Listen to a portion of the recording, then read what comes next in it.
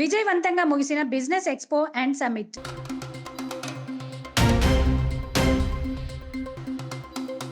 BJP కార్యకర్తలకు విజయ మంత్రం బోధించిన ప్రధాని మోదీ.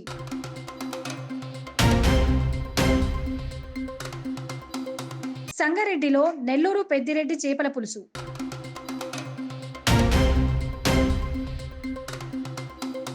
సమాజ అభివృద్ధికి పారిశ్రామికవేత్తలు తోడ్పాటును అందించాలి, మంత్రి దామోదర్.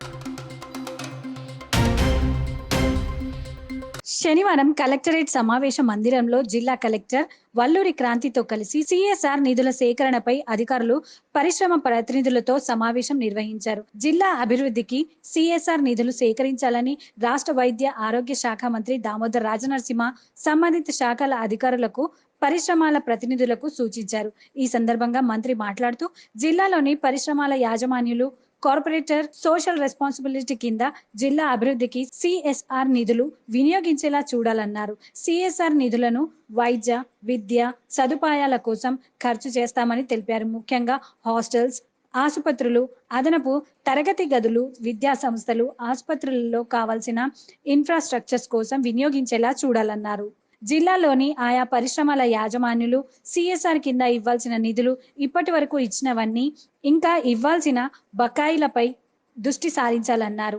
ఆయా నిధులతో గుర్తించిన పనులను చేయాలని లేదా జిల్లా యంత్రాంగం చేసేలా సహకరించేలా పరిశ్రమల యాజమాన్యాలకు సూచించాలన్నారు. సిఎస్ఆర్ నిధుల వినియోగంలో స్థానికంగా పారిశ్రమలో ఉన్న ప్రాంతానికి, జిల్లాలకు ప్రాధాన్యత ఇచ్చేలా క్లస్టర్ ఇన్ఛార్జ్ అధికారులు చైతన్యపరచాలన్నారు. ఈ సమావేశంలో జిల్లా కలెక్టర్ వల్లూరి క్రాంతి, అదనపు కలెక్టర్ చంద్రశేఖర్, మాధురి, పరిశ్రమల శాఖ GM, pollution control board inspector of factories శాఖల అధికారులు, సిపిఓ, వివిధ పారిశ్రామిక ప్రతినిధులు పాల్గొన్నారు. So in another 2 or 3 days we'll be giving the proposals for the hostels, schools, colleges and health facilities requirements. So ఈ సంబంధించినవన్నీ కూడా మీ మేనేజ్మెంట్ తో please get sanction and get the work started. ఎందుకంటే now we're having working season, so we expect all of you to immediately start work on this as soon as we issue the proposals. And ఈ work అన్నది if you have a engineering wing under your company, you yourself can directly take up the work. We will give you the what all works are required, but you can take up the work in the because all these organizations take it. అంతే కదా మళ్ళీ మీ ఏరియాలో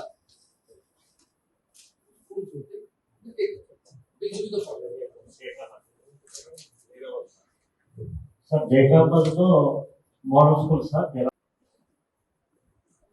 computer గురించి కానీ మీ యొక్క budget ఆధారంగా మీకు proposals ఇస్తారు.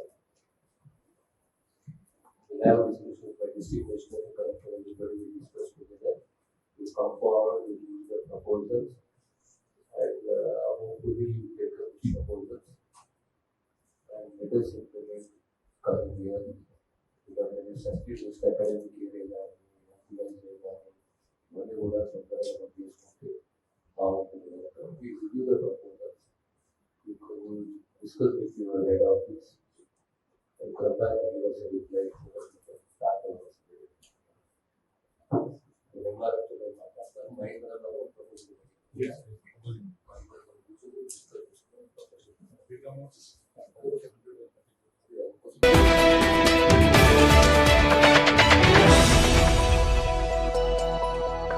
సంగారెడ్డి పట్టణంలోని కలెక్టరేట్ పక్కన సన్రైజ్ హాస్పిటల్ రోడ్లో నూతనంగా నెల్లూరు పెద్దారెడ్డి చేపల పులుసు టేక్ అవే షాప్ను నిర్వాహకులు అనిల్ రెడ్డితో కలిసి ప్రారంభించిన ఫ్రాంచైజ్ ఓనర్ కిరా కార్పి, చింతా సాయినాథ్ తమ వద్ద అన్ని రకాల చేపల పులుసుతో పాటు బిర్యానీ కూడా లభిస్తుందని అన్నారు. ఈ ప్రారంభోత్సవ కార్యక్రమంలో బీఆర్ఎస్ నాయకులు విజేందర్ రెడ్డి, బుచ్చిరెడ్డి, నరహరి రెడ్డి, కౌన్సిలర్ రామప్ప, శ్రవణ్ రెడ్డి, వాజిద్ తదితరులు పాల్గొన్నారు.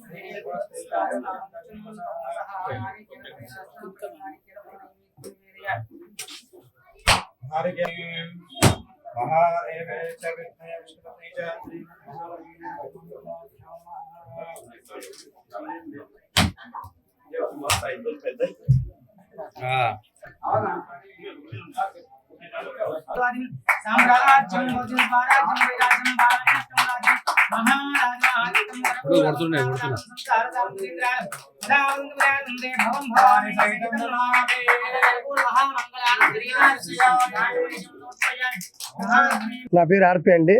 నెల్లూరు పెద్దారెడ్డి చేపల పులుసు నేను ఒక సంవత్సరం క్రితం, ఒక ఏడాది క్రితం కూకట్పల్లి హౌసింగ్ థర్డ్ ఫేజ్లో పెట్టాను. అది అందరికీ తెలిసిందే, అది ఎంత చరిత్ర సృష్టించిందో.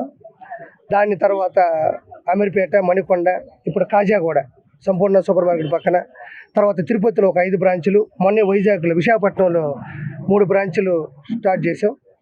ఆల్రెడీ ఇప్పుడు అనిల్ రెడ్డి గారిది ఒకటి, నెక్స్ట్ విజయవాడలో కూడా తాడేపల్లి దగ్గర అతి పెద్దది మనది వర్క్ జరుగుతుంది.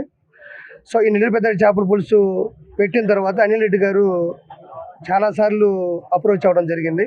ఫైనల్గా ఆయన తీసుకొని అన్ని పరిస్థితుల్ని చూసుకొని తర్వాత దీన్ని చాలా జాగ్రత్తగా కిచెన్ కూడా ఇక్కడి నుంచి కొంత దూరంలో కట్ల పొయ్యి మీద మంచిగా చేపల పులుసుని ఇవ్వాలని ఆయన అనుకొని ఎక్కువ ఖర్చు పెట్టి మంచిగా ఒక కిచెన్ కూడా తీసుకున్నారు. సో దానికి రిలేటెడ్గా ఇక్కడ స్టాల్ మెయింటైన్ చేయడం జరుగుతుంది. దీంట్లో నెల్లూరు చేపల పులుసులు ఏవైతే ఫేమస్ అయి ఉన్నాయో, ఏదైతే మామిడికాయ వేసి చేస్తారో నెల్లూరు చేపల పులుసులు అన్నీ కూడా ఇక్కడ దొరుకుతాయి. సో చేపల పులుసులు దీంట్లో చాలా కంటెంట్ ఉంటుంది, హెల్త్కి కూడా చాలా మంచిది. క్యాన్సర్లకు కానీ, డయాబెటీస్కి కానీ, లేడీస్ పీరియడ్స్ వచ్చినప్పుడు కూడా వాళ్ళ ప్రాబ్లమ్ సాల్వ్ అవ్వడానికి అన్నిటి కూడా చేపలకు ఉన్నటువంటి ఔషధాలు ఎందులోనూ ఉండవు. సో ఆ చేపల పులుసుని ఇన్ని రోజుల్లో మళ్ళీ సంగారెడ్డి లాంటి ఒక మంచి జిల్లా, మంచి వ్యక్తులు కూడా ఆశీర్వదించడానికి వచ్చారు. మీడియా కూడా గట్టిగా వచ్చింది. సో ఈ చేపల పులుసుని అనిల్ రెడ్డి గారి ఆధ్వర్యంలో ఇచ్చినందుకు గర్వంగా ఉంది. ప్లస్ ఇది అందరికీ చేరువవ్వాలని మనస్ఫూర్తిగా, అందరూ దీనిని ఉపయోగించుకోవాలని, అందరూ హ్యాపీగా దాన్ని మనస్ఫూర్తిగా కోరుకుంటున్నాను. నెక్స్ట్ వచ్చి అమీర్పేటలో ఈ మంత్ సిట్టింగ్ కూడా రెనోవేషన్ చేయించాను. సో అమీర్పేట కూడా ఇంకొక 4-5 డేస్లో ఓపెన్ అవుతుంది. సో దీని తర్వాత సంగారెడ్డి ప్రజలందరూ కూడా ఈ నెల్లూరు పెద్దారెడ్డి చేపల పులుసుని మీరు ఒకసారి టేస్ట్ చేయాలని, ఖచ్చితంగా దీన్ని సక్సెస్ చేయాలని మనస్ఫూర్తిగా కోరుకుంటున్నాను. 3వ బ్రాంచ్ అండి. సో ఇంకా ఒక 15 బ్రాంచులు ఓపెనింగ్లో ఉన్నాయి. సో అంటే ఈజీగా ఓపెన్ అయ్యే స్టాల్స్ కాదు ఇవి. కొంచెం వాళ్ళు కిచెన్లో ఎన్ని ఏర్పాట్లు చేసుకోవాలి, అందులో మాస్టర్స్ ట్రైనింగ్ ఉంటుంది. సో అంతా కూడా ఇక దీంట్లో టేస్టింగ్ సాల్ట్ వాడరు, కలర్ పౌడర్ వాడరు. చేపలు కూడా చాలా మేలు రకమైనటువంటి బొమ్మిడాయిలు, అదే బొచ్చ, శీలావతి, గెండి, ప్లస్ సన్నచేప, కొరమేను లాంటి చేపల్ని ఇందులో బాగా వాడతాం. దీంతోపాటు మిగతా రకాల చింతచిగురు, చింత చిగురు ఇలాంటి రకరకాల నెల్లూరు చేపల పులుసుని దీన్ని ఇంట్రడ్యూస్ చేస్తున్నాం. సో భవిష్యత్తులో ఇంకా పెంచుకుంటూ వెళ్తాం అంతే. ఇది 13వ బ్రాంచ్, ఇంకో 15 రన్నింగ్లో ఉన్నాయి. నెక్స్ట్ వెంటనే విజయవాడ ఉంది, క్రాంతి కుమార్ గారు తీసుకున్న తాడేపల్లి దగ్గర, అది వర్క్ జరుగుతుంది. మే లోపల ఓపెన్ అయిపోతుంది అంతే. దాని తర్వాత ఇంకొన్ని ఉన్నాయి, అది ఓపెన్ అయిన తర్వాత చెప్తానండి.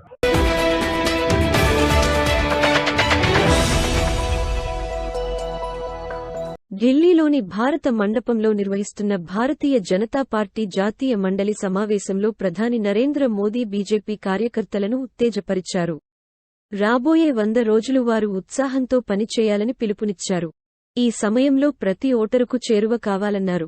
దేశ రాజధాని ఢిల్లీలోని భారత్ మండపంలో జరుగుతున్న బీజేపీ జాతీయ మహాసభల రెండో రోజు ప్రసంగంలో ఆయన మాట్లాడుతూ, బీజేపీ కార్యకర్తలు 24 గంటలూ దేశానికి సేవ చేయడంలో నిమగ్నమై ఉన్నారని పేర్కొన్నారు. బీజేపీ జాతీయ సదస్సులో కార్యకర్తలు, పార్టీ నేతలను ఉద్దేశించి ప్రధాని నరేంద్ర మోదీ మాట్లాడుతూ, పార్టీ ప్రతిష్టతో పాటు దేశాభివృద్ధిలో పాలు పంచుకుంటున్న కార్యకర్తలందరికీ అభినందనలు తెలిపారు.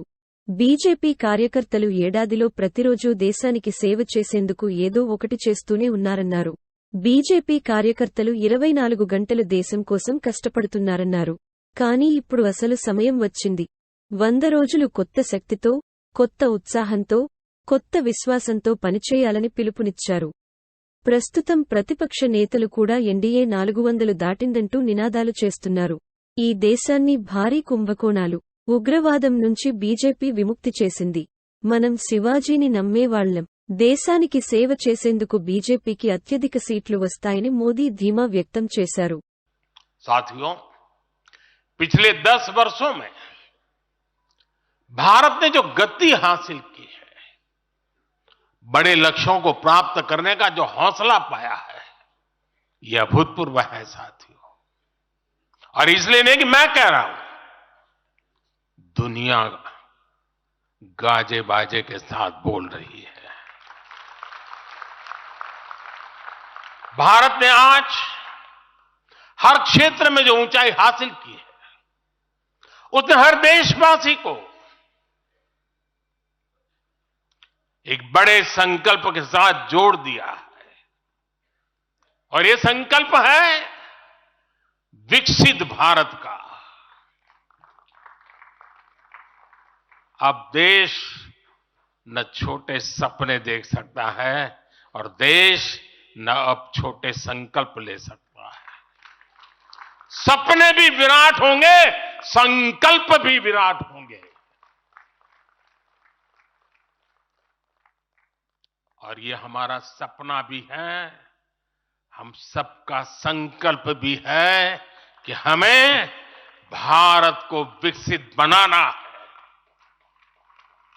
और इसमें अगले 5 वर्षों की बहुत बड़ी भूमिका होने जा रही है. अगले 5 साल में भारत को पहले से भी कई गुना तेजी से काम करना है. अगले 5 साल में हमें विकसित भारत की तरफ एक लंबी छलांग लगानी है. लेकिन भाइयों और बहनों, सारे लक्ष्यों की प्राप्ति के लिए पहली शर्त है सरकार में भाजपा की जोरदार वापसी.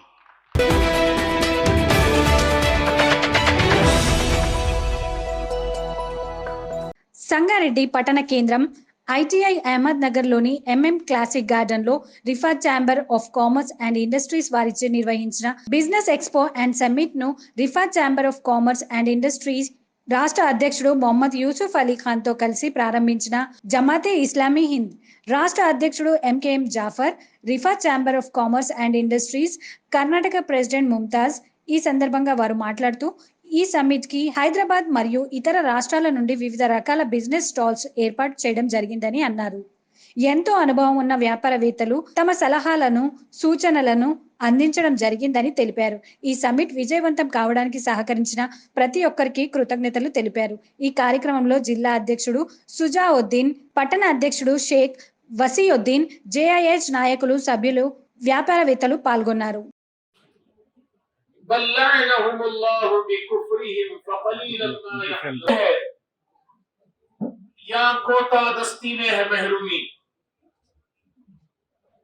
ये बज़्म में है या कोताह दस्ती में है महरूमी, जो बढ़कर खुद उठा ले हाथ में मीना उसी का है. Dignitaries on and off the days. Sangareddy जिले के जिंदादिल बाशऊर तुजार और कारोबारी अहबाब, ये मेरे लिए बड़ी नेकबख्ती का सामान है कि अल्हम्दुलिल्लाह आज मुझे आपके इस अहम प्रोग्राम में दावत सुखन दी गई है।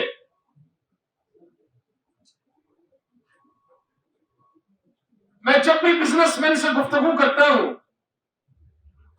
तो उन्हीं तुज्जार कहकर पुकारता हूं। लफ्ज तुज्जार जमा है ताजिर की, और बिजनेसमैन के लिए ताजिर का लफ्ज सबसे पहले रसूलुल्लाह सल्लल्लाहु अलैहि वसल्लम ने अता किया। रसूलुल्लाह सल्लल्लाहु अलैहि वसल्लम के जमाने में कारोबारी फर्द को सिमसार कहा जाता था, और इसके मायने थे दलाल के, कमीशन एजेंट के।